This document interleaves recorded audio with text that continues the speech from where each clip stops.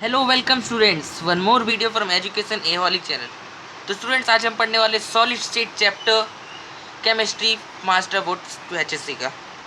तो solid state पढ़ने के पहले हम कुछ बेसिक जान लेंगे। तो सबसे पहले मैटर क्या होता है। तो मैटर आपने बेसिक में पढ़ा था कि मैटर 3 टाइप्स के होते हैं।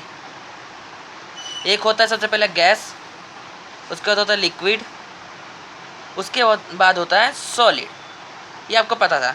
तो गैस में क्या रहता है, एटम मॉलिक्यूल्स कैसे होते हैं, एकदम फ्रीली होते हैं, उसमें एकदम नाम मात्र होते हैं फ्रीली।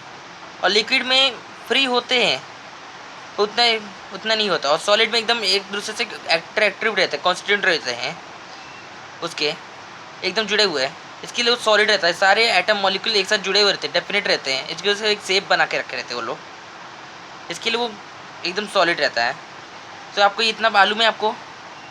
तो चलिए सॉलिड के बारे में यहाँ सबसे पहले डेफिनेशन पढ़ लेते हैं। तो solid is defined as the state of matter which has definite shape and definite volume. तो सॉलिड क्या है, एक स्टेट ऑफ मैटर है। मैटर है एक, उसका टाइप है जिसका एक डेफिनेट शेप होता है। सॉलिड डेफिनेट होता है क्योंकि उसके सारे एटम मॉलिक्यूल्स एक साथ अट्रैक्ट रहते हैं एक दूसरे से, और एकदम डेफिनेट शेप बना के रखे रहते हैं। और एक डेफिनेट वॉल्यूम होता है, यानी कि जो एटम का वॉल्यूम होता है पूरा एकदम बराबर वॉल्यूम से रहता है। वॉल्यूम का आपको मतलब मालूम ही है। आपको बता दूं कि जैसे कि आपका एक बेकर है, बीकर में आप कितना वाटर रखे हो वो वॉल्यूम है।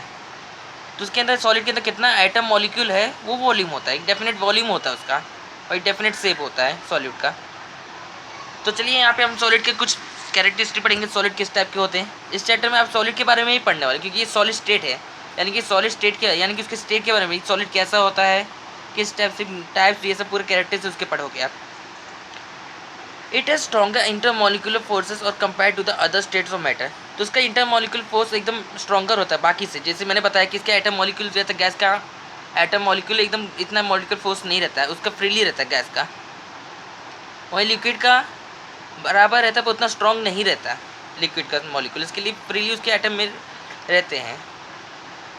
और वहीं सॉलिड का एकदम स्ट्रॉन्गर मॉलिक्यूल फोर्स रहता है, जिसकी वजह से एटम एक साथ जुड़े रहते हैं और एक डेफिनेट शेप और डेफिनेट वॉल्यूम देते हैं उसे। उसके बाद है in solid constituent particles ion and atoms are near to each other as compare to other state of matter. तो उसमें जो सॉलिड के कॉन्स्टिट्यूएंट पार्टिकल्स होते हैं जैसे आयन्स एटम मॉलिक्यूल्स, तो एक दूसरे से बहुत नियर रहते हैं, एकदम जुड़े हुए रहते हैं बाकी मॉलिक्यूल से। In solid constituent particles can not leave their position, they can just oscillate about the mean position. उसके मेन पोजीशन से ऑस्किलेट होते हैं, वो अपने चेंजेस अपने पार्टिकल्स ना कोई चेंज नहीं करते हैं, यानी कि अपनी पोजीशन को चेंज नहीं कर सकते हैं, वो सिर्फ ऑस्किलेट कर सकते हैं। सॉलिड रिजिड होता है और लीस्ट कंप्रेसिबल होता है, यानी कि इसको कंप्रेस नहीं कर सकते हम। Solid have greater density than liquid and gases. उसकी सॉलिड की डेंसिटी जो होती है लिक्विड और गैस से ज़्यादा होती है। तो चलिए हम इसके आगे के पढ़ते हैं। अब हम पढ़ेंगे क्लासिफिकेशन ऑफ सॉलिड। तो सॉलिड के 2 टाइप्स होते हैं, एक होता है क्रिस्टलाइन, एक होता है एमॉर्फस।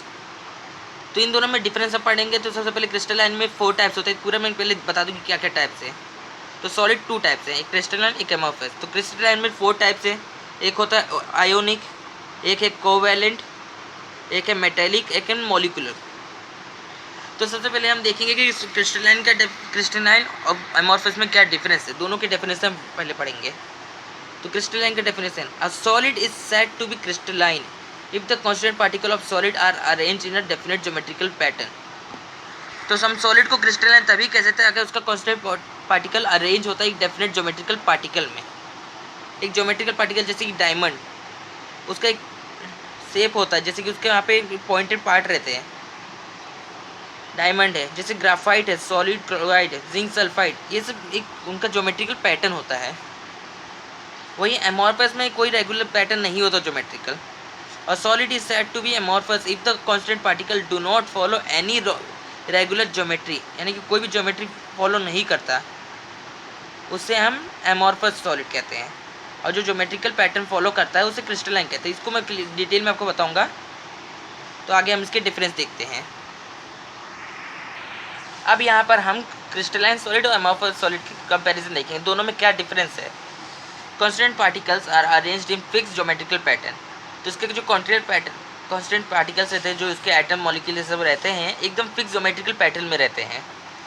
वहीं there is no regular geometry constant particles. इसमें यानी कि यहीं पर जो एमॉर्फस सॉलिड है वहाँ पे उसके कोई रेगुलर ज्योमेट्री कॉन्स्टेंट पार्टिकल नहीं होते। और जो ये क्रिस्टलाइन सॉलिड होते हैं ये लॉन्ग रेंज ऑर्डर रहता है, इसके बारे में बताऊंगा अच्छे से। लॉन्ग रेंज ऑर्डर रहता है। और ये एमॉर्फस सॉलिड में हैव शॉर्ट रेंज ऑर्डर और नो ऑर्डर एट ऑल। या तो शॉर्ट रेंज ऑर्डर रहता है या तो कोई ऑर्डर रहता ही नहीं इसका। It has fix shape generally with edges. इसके जब ज्योमेट्रिकल पार्टिकल तो इसके एजेस भी बराबर होंगे और उससे फिक्स शेप होगा इसका। और जो ये एमॉर्फस सॉलिड इसका कोई फिक्स शेप नहीं होता, कि जब ज्योमेट्रिकल पार्टिकल रेगुलर नहीं है तो फिक्स शेप नहीं हो सकता। It has definite heat of fusion. It has no any definite heat of fusion. इसके कोई डेफिनेट हीट ऑफ फ्यूजन नहीं होता, इसके हीट ऑफ फ्यूजन होते हैं। शार्प मेल्टिंग पॉइंट्स के एकदम बहुत शार्प है। It melts over a range of temperature.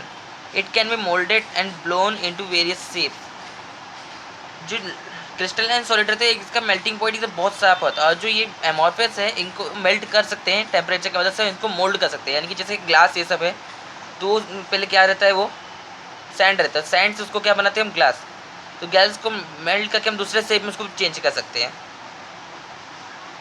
इसके लिए इसको एमॉर्फस सॉलिड कहते हैं। It is anisotropic that is properties are not same in all direction.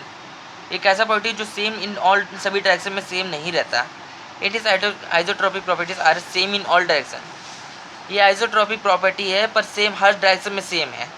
It shows cleavage plane surface after cutting. Plane surface रहता है इसका cutting होने के बाद भी एकदम क्लियर थे। और इसका कोई प्लेन सरफेस नहीं रहता, प्लेन सरफेस नहीं होता, क्लीवेज प्रॉपर्टी इसमें है ही नहीं। It is a true solid. ये ट्रू सॉलिड है। और it is a pseudo solid, यानी कि एक तरह से सॉलिड भी फॉल्स सॉलिड है ये। इसको हम डेफिनेट, क्योंकि इसके सारे इरेगुलर ज्योमेट्रिक क्वालिटीज़ के लिए हम सूडो सॉलिड बोलते हैं इसको। ये ट्रू सॉलिड है क्योंकि एकदम सॉलिड एकदम है।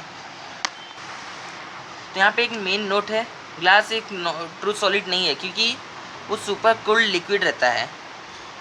आप जानते हैं कि पहले क्या करते हैं, सैंड को मेल्ट करते हैं, मेल्ट करने के बाद उसको कूल करते हैं एक शेप दे के, तो ग्लास बनता है। It flows all through very slowly due to high viscosity.